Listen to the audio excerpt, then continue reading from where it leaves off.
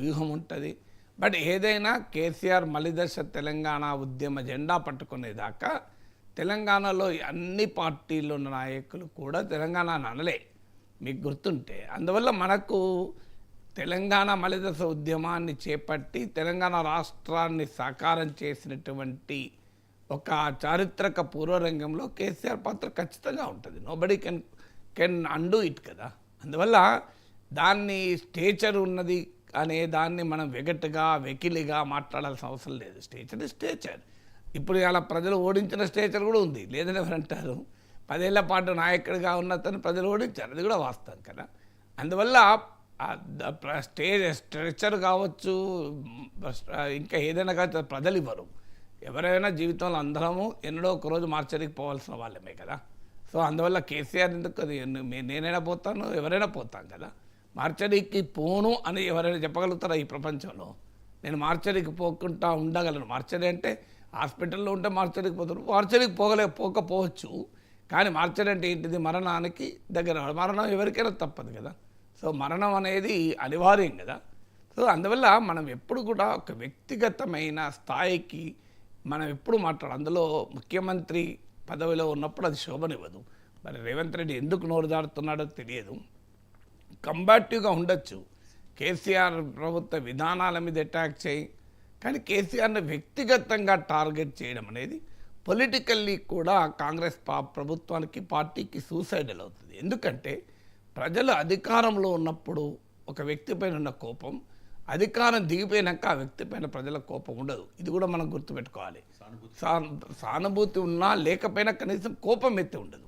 ఎందుకంటే ఆ సీట్లో ఉన్నప్పుడు కోపం ఉంటుంది. ఎందుకంటే ఆ సీట్లో ఉన్నప్పుడు అతను వ్యవహరించిన తీరు వల్ల కావచ్చు, అతను వ్యక్తిగా ప్రదర్శించిన యాటిట్యూడ్ అదంభావం కావచ్చు, యాక్సెసిబిలిటీ లేకపోవడం కావచ్చు, 1,000,000 ఫ్యాక్టర్స్ ఉండొచ్చు.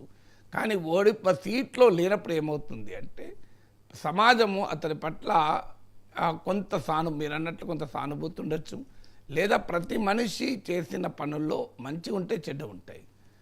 అధికారంలో ఉన్నప్పుడు ప్రజలకు చెడ్డవి గుర్తొచ్చినా అధికారం దిగినాక ప్రజలకు మంచి కూడా గుర్తొస్తాయి. సో అప్పుడు ఆ సానుభూతి పెరిగే అవకాశం ఉంటుంది. అందువల్ల అధికారంలో లేని వ్యక్తి పైన వ్యక్తిగతంగా టార్గెట్ చేస్తే అది అహంకారంలాగా కనబడుతుంది, కసిలాగా కనబడుతుంది. ప్రతిపక్షంలో ఉంటూ అధికారంలో ఉన్న వారిని టార్గెట్ చేస్తే అది పోరాటం అవుతుంది.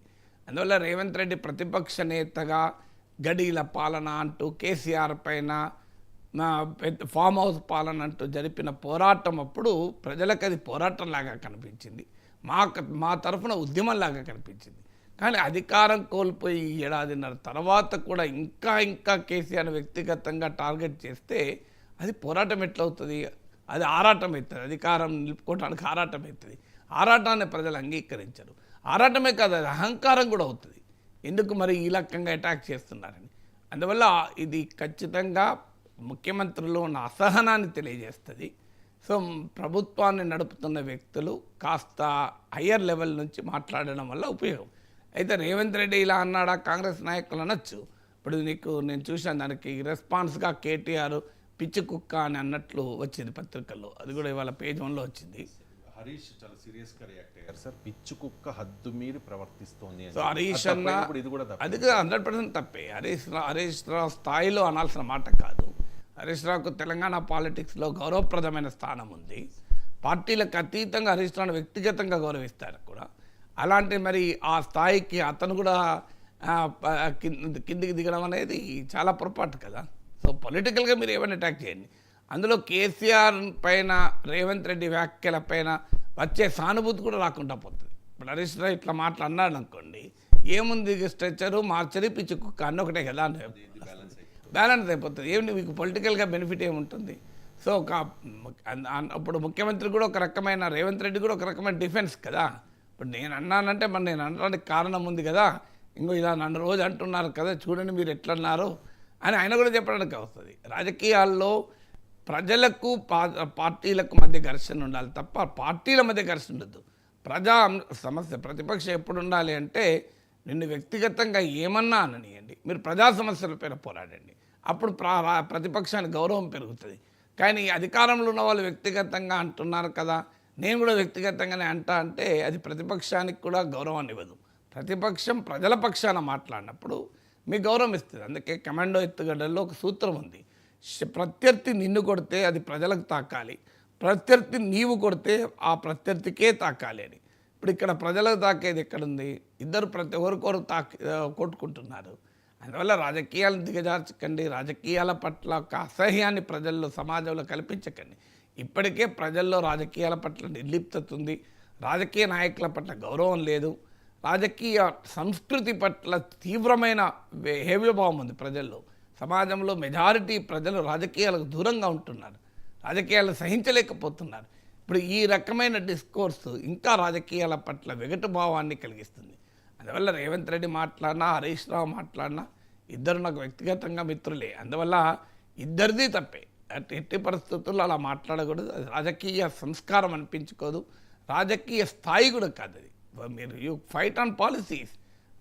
కేసీఆర్ ప్రభుత్వ విధానాలపైన మాట్లాడచ్చు, రేవంత్ రెడ్డి విధానాలు మాట్లాడచ్చు, కానీ ఈ వ్యక్తులు వాళ్ళ సైజుల గురించి మాట్లాడుకుంటారు, వాళ్ళ ఎత్తుల గురించి మాట్లాడుకుంటారు, వాళ్ళ లావుల గురించి మాట్లాడుకుంటారు. అసలు అంటే ప్రజల సమస్యలపైన మీకు ఏం భిన్నాభిప్రాయం లేవన్నట్లు. సమస్య ఎక్కడ ఉందంటే ప్రజలకు సంబంధించిన అంశాలపైన పార్టీల మధ్య, నాయకుల మధ్య భిన్నాభిప్రాయాలు, విభేదాలు లేనప్పుడు ఏం చేస్తారు? ఇక వ్యక్తిగతంగా తిట్టుకుంటారు. సో వ్యక్తిగతంగా తిట్టుకోవడం దేనికి సూచన అంటే అందరే అనే దానికి సూచన. మీరు ఒకే తాను ముక్కలైతే వ్యక్తిగతంగా తిట్టుకుంటున్నారు అనే భావన కలుగుతుంది కదా. నిజంగానే మీకు భిన్నమైన రాజకీయ దృక్పథాలు ఉన్నాయి, భిన్నమైన సైద్ధాంతిక దృక్పథాలు ఉన్నాయి, ప్రజల సమస్యలపైన, తెలంగాణ అభివృద్ధిపైన భిన్నమైన మార్గాలు మీరు అనుసరిస్తున్నారు అనుకోండి, వ్యక్తిగతంగా ఎందుకు తిట్టుకుంటారు? మీ దృక్పథం మీరు చెప్తారు, వాళ్ళ దృక్పథం వాళ్ళు చెప్తారు. సో మీకు ఏ దృక్పథం లేదనుకోండి, అప్పుడు ఏం చేస్తారు? వ్యక్తిగతంగా తిట్టుకుంటారు. సో అందువల్ల రాజకీయాల్లో ఎట్టి పరిస్థితుల్లో అంగీకరించాల్సిన అంశమే కాదు అది. అది ఏదైనా మీరు అది ఈ పదమైనా ఆ పదమైనా ఇవాళ పతాక శీర్షికలో మార్చరీలు, పిచ్చి కుక్కలు చూసుకోవాల్సిన కర్మేంటి? సో తెలంగాణలో IT, BT, information technology, biotechnology, artificial intelligence, future city వీటిని మాట్లాడుకుంటున్న సమయంలో ఈ మార్చరీలు ఏంటి, పిచ్చి కుక్కలు ఏంటి? గత బీఆర్ఎస్ నాయకులు రేవంత్ రెడ్డి మార్చరీ వ్యాఖ్యలపై స్పందిస్తూ అసలు కేసీఆర్ చాలా సంస్కారవంతంగా మాట్లాడతారు. గతంలో రాహుల్ గాంధీని హిమంత బిశ్వశర్మ బీజేపీ నేత నువ్వు రాజీవ్ గాంధీకే పుట్టావా అని చెప్పి రాహుల్ గాంధీ పుట్టుకను క్వశ్చన్ చేస్తే